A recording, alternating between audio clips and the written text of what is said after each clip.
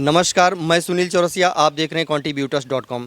दोस्तों, आज मैं आपको लेके चलूँगा वेडिंग प्लानर्स के बाद जो इस महामारी में वो भी अछूते नहीं रहे हैं इस पैंडेमिक की वजह से, जिनके पास काफ़ी संख्या में बहुत सारे मज़दूर होते हैं। उनके ऊपर बहुत सारी लाइबिलिटीज़ होती हैं कि उनको टैक्स भी देना है सरकार को, बहुत सारी चीज़ें हैं। तो इस महामारी के दौरान, जैसा कि आप सभी को पता है, 25 मार्च से इस महामारी की वजह से दिल्ली के अंदर लॉकडाउन शुरू हुआ था। तो जैसा कि आप सभी लोगों को पता है, इस दौरान हिंदू धर्म में बहुत सारी शादियां विवाह इस सनातन धर्म में होती हैं, जो कि इस महामारी की वजह से पूरी तरह से नहीं हो पाई हैं और पूरी तरह से लोग अपने अपने घरों में जहां थे वहीं फंस गए हैं। तो आइए हम बात करते हैं यहाँ के वेडिंग प्लानर्स मिस्टर पुनीस से। तो आइए हम आपको ले चलते हैं उनके पास। जैसा कि आप देख सकते हैं, ये पूरा हॉल है, यहाँ पे सारा कुछ होता है। आप देख सकते हैं पूरा।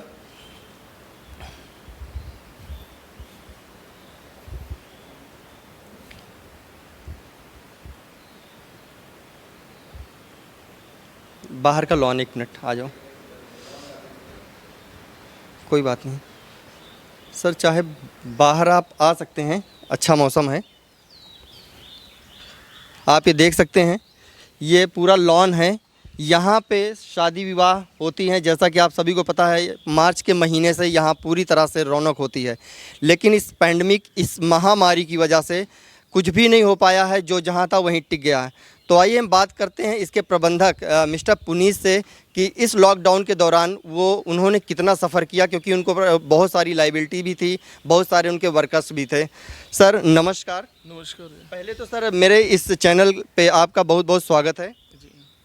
धन्यवाद जी। सर, आप ये बताएं कि इस महामारी के दौरान, जैसा कि 25 तारीख से ये पूरा शुरू हो गया था, तो मेरे ख्याल से मार्च के महीने से शादियों का भी मुहूर्त निकला हुआ था जून के महीने तक। तो इस महामारी के दौरान आपका काम पूरी तरह से प्रभावित हुआ है। तो इस महामारी में आपने कैसे गुजारा किया, कैसे अपने लेबरों की देख रेख की, कैसे अपनी कंपनी को आपने सर्वाइव किया? सबसे पहले तो मैं आपको बता देता हूँ कि जिस समय लॉकडाउन हुआ था, तो उस समय सबसे पहले हमारे यहाँ पर, हमें तो मतलब जानकारी तो थी नहीं, 8-10 बुकिंग भी थी मेरे पास जो यहाँ पर फंक्शन की। किस डेट की थी सर? सर वो डेट आगे मतलब 25 की, 29 की, 22 की और 4 अपना मई की थी। इस तरह से कई डेट्स थी हमारे पास, जो कि फंक्शन जिनके बिल्कुल ही कैंसिल ही हो गए, जो कि उनको हम लोगों को एडवांस भी वापस करना पड़ा। उसके अलावा हमारे पास जो स्टाफ था, कम से कम जो 25-30 लड़के थे हमारे पास, जो कि एकदम से यहाँ ब्लॉक हो गए, जिनको कि घर भी जाने का तो कोई चांस था नहीं उनके। तो उनको फिर हम लोगों ने यहाँ पर काफ़ी दिन तक तो हमारा ऐसे ही चलता रहा कि हम लोग उनको खाने के लिए मतलब खर्चा वगैरह सब दे रहे थे, सब कुछ। तो फिर उसके बाद जैसे ही लॉकडाउन खुला तो फिर उनको घर भेजा हम लोगों ने। अभी भी मतलब अभी भी जो 10-12 आदमी का स्टाफ है जो कि हमारे यहाँ पर है, क्योंकि वो मेंटेनेंस के लिए चाहिए होता है हम लोगों को। बट बाकी समस्या बहुत ज़्यादा हुई है हम लोगों को। सर, जैसा कि ये हाल आप देख सकते हैं, इस हॉल का आप रेंट भी देते हैं या कैसे, इसका क्या सिस्टम है?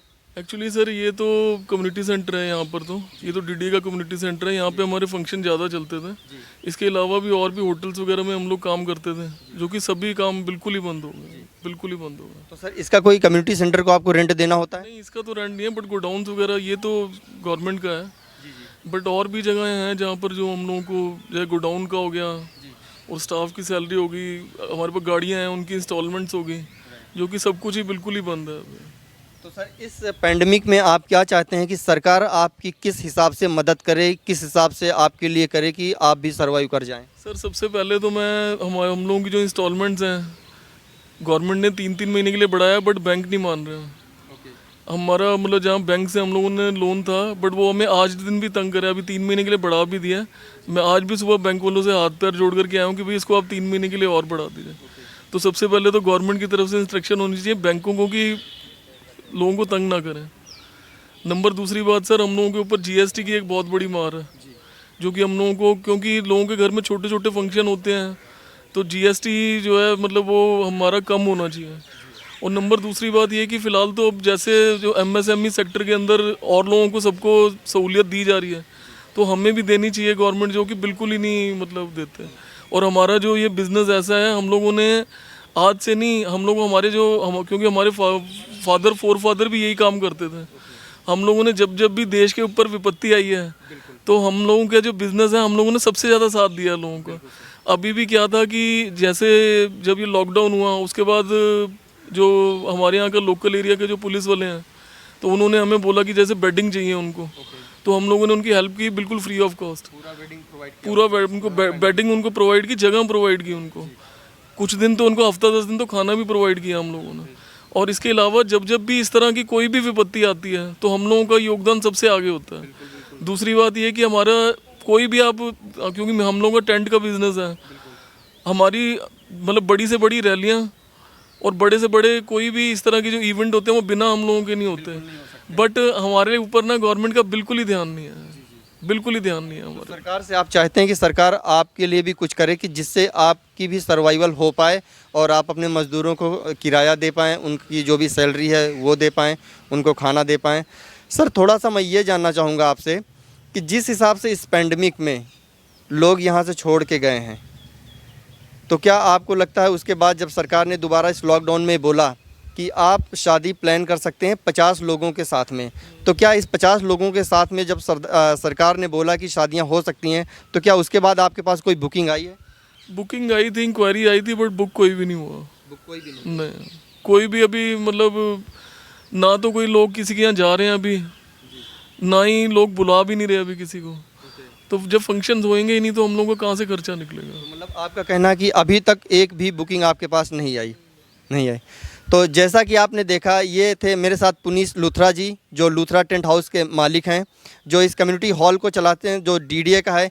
इनके ऊपर बहुत सारी लाइबिलिटीज़ हैं। इन्होंने सरकार से गुजारिश किया है कि अगर हो सके तो सरकार इनको जीएसटी में कुछ छूट दे। बाकी इनके बहुत सारे ट्रक्स हैं जिससे सामान इधर से उधर ले जाया जाता है, उनकी किस्तें तक नहीं दी है। बैंक वालों ने इनको फ़ोन करके परेशान करना शुरू कर दिया है।